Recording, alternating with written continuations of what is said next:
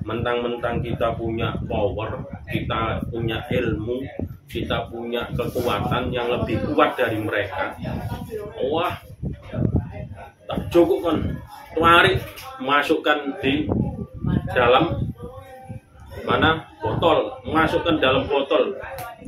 Ingat tahun 2007, 2009, tahun berapa itu ya, ada di dalam TV itu jin pembersihan rumah dimasukkan botol. Nah itu saya masih ingat tahun-tahun 2000 atau 98 itu ya, pokoknya tahun-tahun lama itu ya. Pembersihan rumah, tim pembersihan rumah, wah di ujung itu ada dimasukkan botol jinnya. Nggak usah.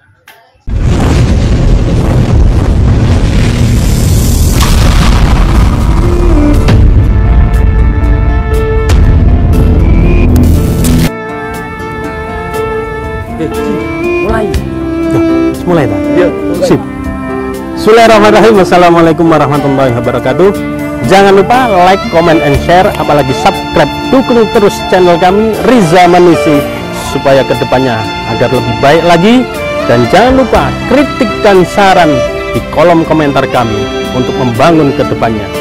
Terima kasih. Assalamualaikum warahmatullahi wabarakatuh.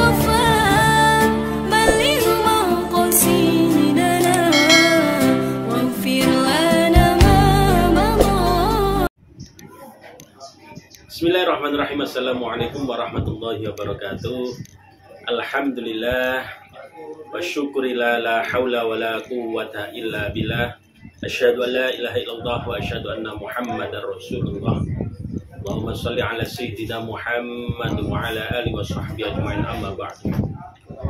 Alhamdulillah, sampai malam ini, di saat ini kita masih diberikan oleh Allah satu kekuatan yang luar biasa, satu kenikmatan yang luar biasa, yaitu kekuatan iman, kekuatan Islam, bahkan yaitu kenikmatan diri kita diberikan oleh Allah, sebuah kesehatan yang luar biasa, sehingga kita masih diberi kesempatan oleh Allah untuk selalu beribadah dan beribadah, menyembah, sujud kepada Allah Subhanahu wa Ta'ala. Saudaraku yang dirahmati oleh Allah, dalam hal ini marilah kita syukuri atas nikmat yang Allah berikan ini semua kepada diri kita semua. Bahkan ketika kita sakit pun kita harus tetap bersyukur kepada Allah Subhanahu wa Ta'ala, ikhlas, sabar dalam menjalani ujian dari Allah Subhanahu wa Ta'ala. Saudaraku yang dirahmati oleh Allah, pada kesempatan ini saya banyak pertanyaan yang masuk dalam channel YouTube kami, yaitu Riza Manisi. Dan akhirnya kita pilah dan kita pilih mana yang kiranya bisa kita bahas pada kesempatan kali ini. Ada satu pertanyaan yang luar biasa yang mungkin jarang orang menanyakan hal ini ya, menanyakan hal ini jarang orang, tapi ada beberapa netizen, wah bahasanya netizen ya, atau subscriber kami ya, yang bertanya, yaitu tentang ketika ada orang yang kesurupan ya, atau terkena sihir ya, setelah dibersihkan seperti ini, setelah diruqyah ataupun setelah dibersihkan dari dalam tubuhnya, yaitu sosok yang negatif berupa jin tadi, pertanyaannya, kira-kira itu lari kemana? Lari kemana jin tersebut ketika setelah dibersihkan, dikeluarkan dari tubuh seorang pasien? Saudaraku yang dirahmati oleh Allah, ini pertanyaan sepele tapi sangat menarik untuk kita bahas pada kesempatan kali ini. Yang pertama, kita harus ketahui bahwasanya jin ataupun satu yang negatif yang menempel pada diri manusia itu, dalam diri seseorang pasien itu, ada dua penyebabnya. Yang pertama yaitu bersifat alami.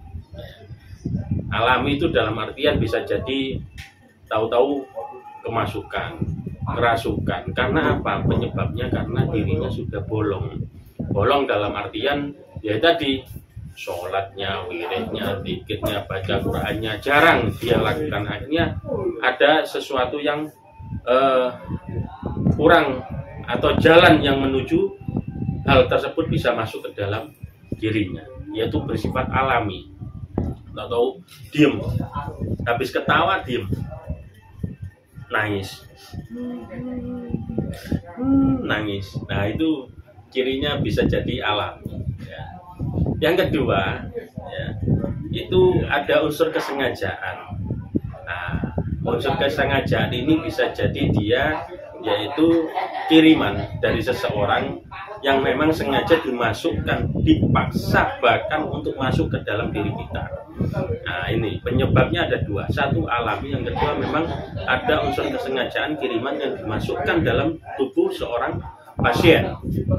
Kalau soal penyebab itu banyak, bisa jadi karena iri, bisa jadi karena sakit hati, bisa jadi karena unsur dendam, bisa jadi karena hatinya ini dengki pada orang tersebut. Ya, banyak hal penyebabnya yang terjadi pada diri atau seseorang untuk mengirimkan sesuatu ke dalam diri seorang pasien. Saudaraku yang dirahmati oleh Allah, atau penyebabnya banyak ya, bisa jadi unsur kesengajaan ini ingin menguasai diri seorang pasien, ingin menguasai hartanya pasien, ingin menguasai agar supaya kita sengaja masukkan ke diri seseorang supaya orang itu manut pada diri kita, menurut pada diri kita. Banyak penyebabnya. Nah, tapi kita kali ini kita tidak bahas penyebab orang karena mengirimkan sesuatu kepada diri seseorang. Yang kita bahas yaitu kemana larinya setelah kita keluarkan dari tubuh orang tersebut. Yang pertama yaitu ketika sifat alami kita keluarkan jin tersebut dari diri seseorang pasien. Biasanya ini menurut pengalaman ini ya, kita keluarkan kalau itu memang alami, dia kesurupan, nangis, kita keluarkan dari tubuhnya. Nah, ini kemana larinya? Biasanya kalau saya pribadi, saya tanya dulu. Ya, saya tanya dulu. Kalau memang tentang soal keyakinan, ya, lapo melbu, kenapa penyebab dia masuk ke tubuh anak ini? Ya, itu dia biasanya aku seneng ambil hari ini, aku seneng, aku ingin melindungi. Itu semuanya bohong, hanya rekayasa saja. Ya, itu hanya rekayasa saja, ingin menguasai diri seorang pasien. Kalaupun senang itu bukan menyakiti. Nah, harusnya kalau dia mau ngikut di luar tubuh, bukan di dalam tubuh seseorang, harusnya dia mendampingi saja cukup. Anak-anak orang-orang indigo itu kalau bisa jangan sampai dimasuki, ya cukup mendampingi saja. Ya, itu kemana larinya? Ya, ketika dikeluarkan, ya, yaitu biasanya baru kita tanya, agamamu apa? Islam atau Kristen? Kalau Islam, kita tawarkan kemana? Ke masjid, ke tempat ibadah, ke Mekah, mau kemana? Nah, senyaman dia mau tempat tinggal di mana? Ya. Atau wis cukup saya di rumah ini aja di atapnya. Kenapa? Rumah ini adem, enak, tak panggoni. Karena orangnya yang nempati rumah ini yaitu senang ibadah, senang baca Quran, akhirnya senang. Nah, seperti itu. Ya. Kita tanya dulu, kalaupun dia jin bukan jin Islam, jin kafir bahasanya, ya, jin kafir. Saya biasanya Islamkan dulu. Mau masuk Islam, kalau mau kita syahadatkan. Ketika kita syahadatkan, maka kita tawarkan mau tinggal di mana. Kalau dia nggak mau, ya sudah kita keluarkan. Terserah dia pilih di mana tempat tinggal dia. Ya mau dia tinggal di jemuran, belakang rumah, di taman belakang rumah, ataupun tinggal di pohon depan rumah, silahkan, nggak ada masalah. Saya pernah di daerah Bangah, Sidoarjo. Ada sosok kuntilanak waktu itu di sebuah rumah, ya.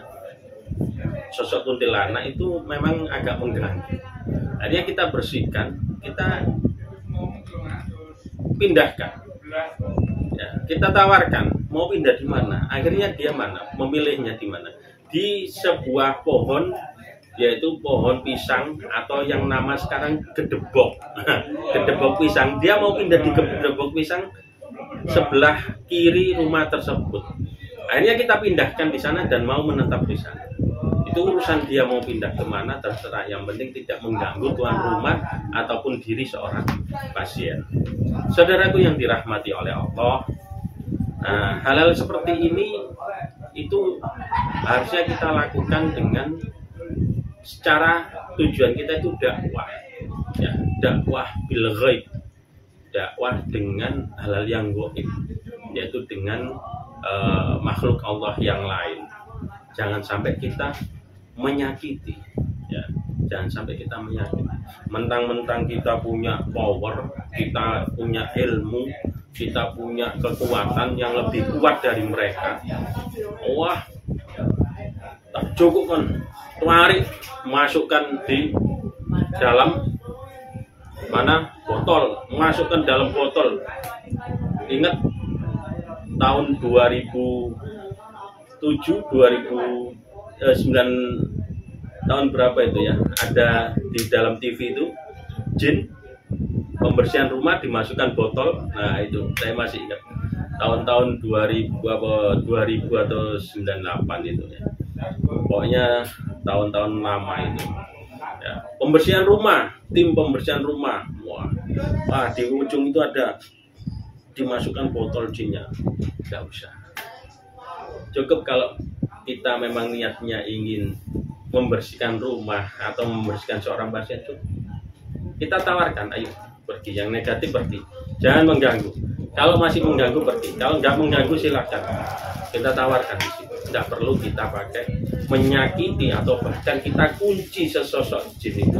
Kenapa? Pertanyaan besarnya, karena belum tentu mereka yang sekarang ini mengganggu itu nantinya itu akan mengganggu terus. Pasti akan ada perubahan dalam diri mereka, yaitu berupa taubatan nasuha. Bisa jadi taubat itu bukan hanya manusia, tapi jin juga bisa taubat. Bahkan jin kafir bisa taubat masuk ke dalam agama Islam, minta syahadat loh, seperti itu. Kita beri kesempatan seperti itu, hal-hal seperti itu. Jangan semena-mena dengan makhluk Allah Subhanahu wa ta'ala. Tidak boleh. Itu haknya Allah. Ya, haknya Allah, yang menghukum itu haknya Allah. Kita tetap berbuat baik kepada sesama makhluknya Allah Subhanahu wa ta'ala. Saudaraku yang dirahmati oleh Allah, yang kedua yaitu kiriman. Ya, kalau itu berupa kiriman, itu kembalinya kemana? Nah ini pertanyaan yang luar biasa. Ketika kita keluarkan, kalau itu ada unsur kiriman sihir, ya, unsur kesengajaan dimasukkan, dipaksa untuk masuk ke dalam tubuh pasien untuk menyakiti, kita keluarkan. Biasanya ketika dia keluar, satu, dia mesti pamit kembali langsung kepada orang yang menyuruh dia, yaitu bisa berupa kedukunnya, kembali ke dukunnya, atau ketuannya yang punya, yang bisa mengendalikan diri dia, kembali ke sana. Kita keluarkan kembali ke sana, ya, lapor dan saya kembali lagi ke rumah. Loh, kenapa balik? Ya, karena sudah ditangani seseorang di sana. Saya nggak kuat, nggak mampu. Nah, seperti itu. Kembali lagi ke orang yang punya, yang mengendalikan dia, seperti itu. Lalu kemana lagi? Kalau tidak pada tuannya, bisa jadi kembali ke orang yang menyuruh.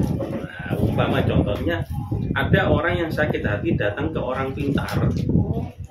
Coba, Mbak, saya sakit hati sama fulan ini, tolong dibuat fulan ini sakit, tidak bisa jalan. Ternyata ketika dibuat sakit tidak bisa jalan, dikeluarkan sama seseorang, diruhya. Kembali kemana? Bisa jadi kembali kepada orang yang menyuruh si orang pintar ini. menyuruh. Orang yang menyuruh balik lagi, tahu-tahu besok nggak bisa jalan. Nah, seperti itu. Sangat rawan, saudaraku yang dirahmati oleh Allah. Maka, ayo dalam kehidupan ini kita hilangkan rasa benci yang berlebihan pada diri seseorang. Kita hilangkan rasa dengki yang berlebihan, iri yang berlebihan, sehingga membawa diri kita untuk menyakiti seseorang sampai di titik kita yaitu memakai hal-hal cara-cara yang tidak layak untuk kita pakai, menyakiti seseorang dengan hal yang gaib. Percuma. Semua kehidupan kita ini ada hisabnya. Semua yang kita lakukan ini ada perhitungannya nanti kelak di hadapan Allah Subhanahu wa Ta'ala. Ya. Ayo kita hindari lorwati, tapi jangan sampai menyakiti seseorang. Alafu, ya. Sifat saling memaafkan itu lebih utama, lebih baik daripada kita saling menjelekkan, saling menyakiti. Lorwati kayak noloro iki, lorwati dikirim gak mari-mari. Suatu saat waktu kamu di saat puncaknya itu kamu mangkel dan kamu melakukan itu dan kamu meninggal dunia, su'ul khotimah, hak su'ul khotimah. Ya. Percuma. Sholatmu, ibadahmu, sujudmu, wiridmu, percuma semua, abas, sia-sia. Sia-sia di hadapan Allah. Sholatmu, wiridmu, dzikirmu, sujudmu, sia-sia semua ketika engkau menyakiti saudaramu dengan cara-cara yang seperti yang tidak diinginkan. Sudah cukup. Sakit hati hal yang wajar, tapi butuh waktu proses untuk saling memaafkan. Hidup ini hanya sementara, saudaraku yang dirahmati oleh Allah. Tidak perlu kita untuk sampai kita bawa naudzubillah sampai kita ajal menjemput, hati kita masih sakit hati kepada saudara kita. Masya Allah. Ya. Semoga kita semua diampuni oleh Allah Subhanahu wa Ta'ala. Apa yang sudah kita lakukan yang kemarin-kemarin, ayo kita minta mohon kepada Allah. Apa yang kita cari di dunia ini tidak lain yaitu hanya amal soleh, berbuat baik untuk yang kita bawa nanti ketika menghadap Allah dalam keadaan husnul khotimah. Amin ya rabbal alamin.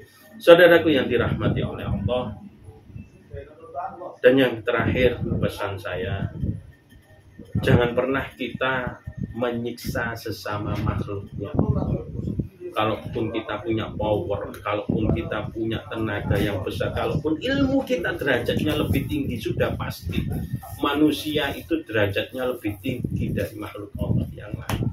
Tapi jangan pernah semena-mena berbuat seenaknya kepada mereka makhluknya Allah yang lain. Jin makhluknya Allah. Di saat dia salah, jangan pernah menghukum yang berlebihan. Cukup kita peringatkan, kita beri kesempatan dia untuk nantinya semoga bertobat kepada Allah Subhanahu wa Ta'ala. Karena Allah mengampuni segala dosa-dosa makhluknya, makhluk manusia maupun jin, semuanya Allah ampuni ketika dia sudah mengikrarkan untuk bertobat kepada Allah Subhanahu wa Ta'ala. Saudaraku yang dirahmati oleh Allah, ayo kita kembali lagi ke jalan kita, kembali lagi ke rel kita, kembali lagi ke jalan yang diridhoi oleh Allah Subhanahu wa Ta'ala. Insyaallah ilmu yang kita dapat, ilmu yang kita pelajari bermanfaat, sehingga ketika kita sudah bermanfaat kepada sesama manusia, maka insya Allah mati kita nanti, adanya meninggal kita nanti, hanya ada ucapan-ucapan baik di hadapan teman-teman kita, saudara-saudara kita. Amal-amal yang kita tinggalkan akan ucapan-ucapan yang baik. Wah, cek api wong iku eman ya Allah. Wong iku biasa meseman, wong iku biasa sedekah, wong iku biasa nulungan, gak pamrih walaupun nulung lu gak ndelok dikait duit gak dikait duit podo wae gitu loh, masyaallah cek apik muga-muga pun ya Allah. Inilah yang di nanti kita nanti kalau meninggal dunia hanya kenangan-kenangan baik yang kita tunggu nantinya kelak di alam kubur kita. Saudaraku yang dirahmati Allah, ada satu pepatah yang mengingatkan kita, gajah mati meninggalkan gading, harimau mati meninggalkan belang, manusia mati meninggalkan nama amal kebaikan di hadapan sesama manusia. Ketika kita meninggal dunia, maka yang dikenang kebaikan-kebaikan kita selama kita hidup di dunia. Kalaulah kita tidak ada amal kebaikan di dunia, maka yang dikenang keburukan-keburukan kita terus menerus oleh sesama manusia, saudara kita semua. Oleh karena itu, ayo kita saling memaafkan, kembali ke jalan Allah menuju ridhonya Allah Subhanahu wa taala. Wallahul muwaffiq ila aqwamit thoriq. Assalamualaikum warahmatullahi wabarakatuh.